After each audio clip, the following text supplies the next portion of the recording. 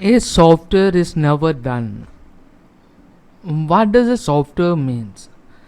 This software is basically an abstract representation of a mathematical model that could actually solve a business problem or an entity. This is what a software is actually is. And a software is necessarily never been done. What does it mean by every business problem that will be always be changing from one entity to another?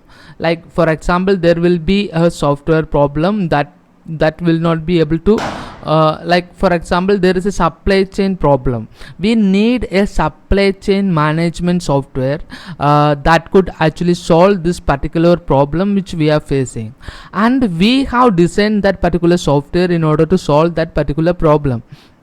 But over the time the problem will be changing from one point to another. So the software needs some alteration, some new technology has to be introduced, and some sort of stuffs has to be changed always. That's why I am saying a software is never been